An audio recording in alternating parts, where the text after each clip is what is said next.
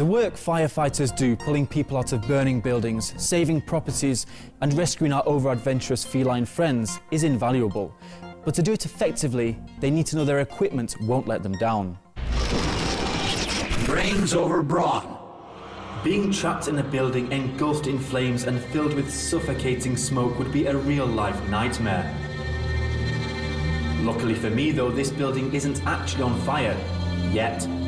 Even though I was in no immediate danger, I still felt the need to get out of there and leave it to the professionals. Firefighters from around Moscow have come to hone their life-saving skills at the city's 13th Special Fire Department.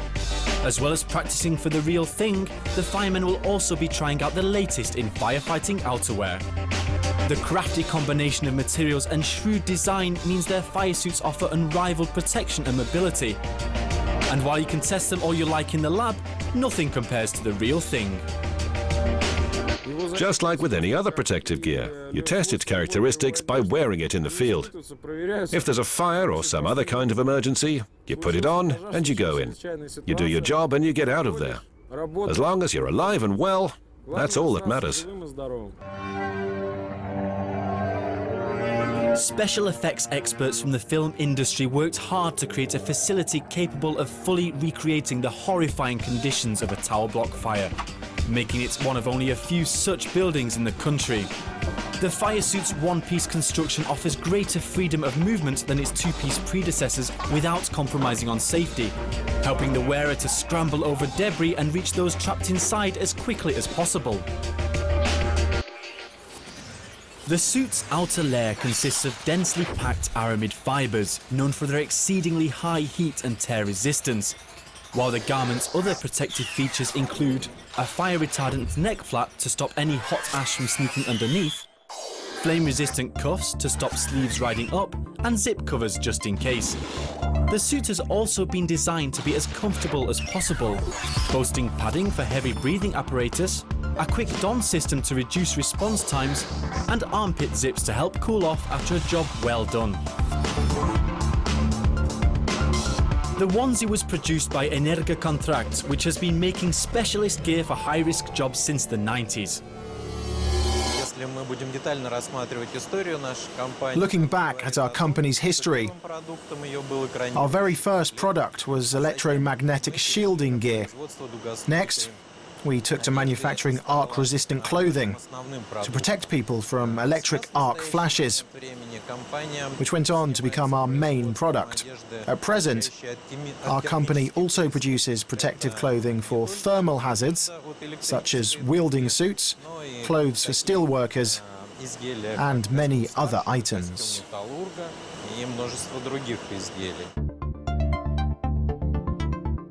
Before any of these outfits make it into the field though, each seam and hem is drawn up on computer. The designs are then sent and cut out by an automated plotter. Depending on the thickness of the fabric, the robotic cutter can slice through up to 80 layers of material in one fell swoop. The precision panels are then given a more human touch on the company's sewing floor. Each person is responsible for just one procedure. All in all, it takes 400 such operations to produce one fireproof suit in just under 4 hours. Everything from the threads, zips, to buttons and Velcro is made from heat-resistant material.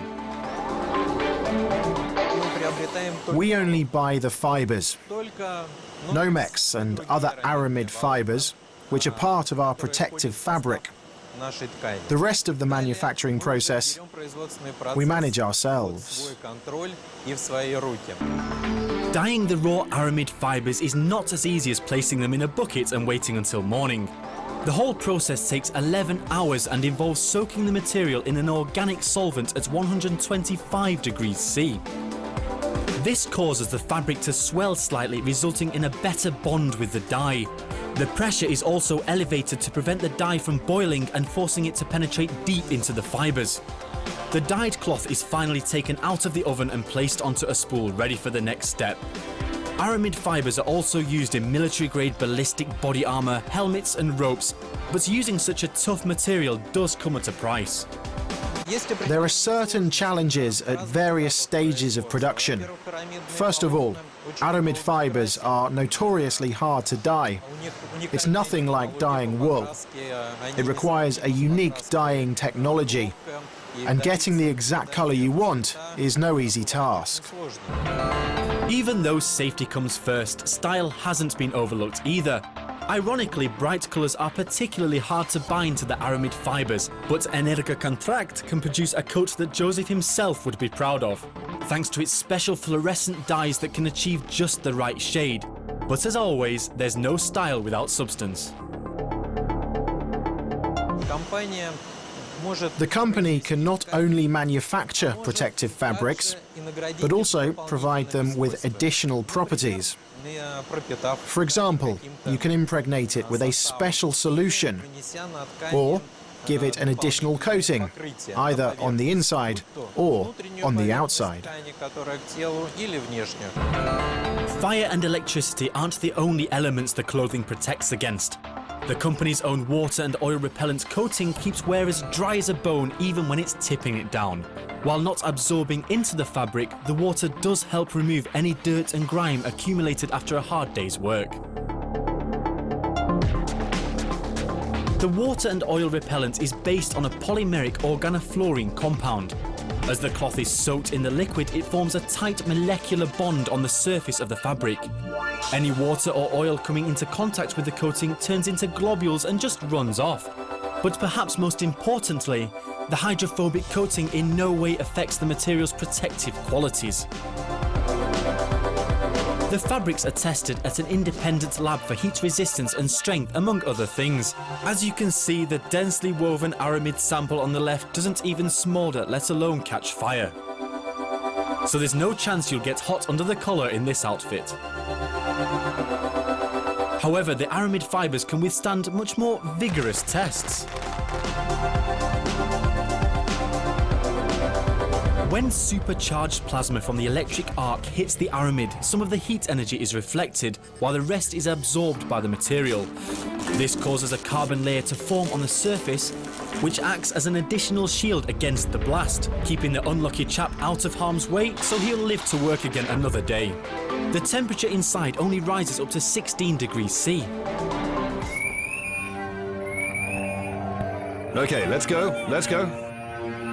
Get the ladder. Get down, move on your knees. Down, put the nose piece in place. Don't scatter. Come on, come on, come on, good job, well done. The source of the fire has been put out. Keep the line on standby. Now let's look for survivors. Careful, careful, come on, come on. Be careful with him. Keep talking to the victim. Tell him what's going on, where and how. Back at the training facility, the drill is coming to a successful close, with the victim being found alive and well, if a little dazed. Keeping a cool head in hot situations is what firefighting is all about, and I'm sure the reassurance provided by the attention to detail gone into Energokontrakt's suit means that Moscow's firefighters can go about their work with one less thing to worry about. Closed chest cardiac massage. Open his shirt. Stop, we're finished. That's just the end of the first half, so don't reach for the remote. See you after the break.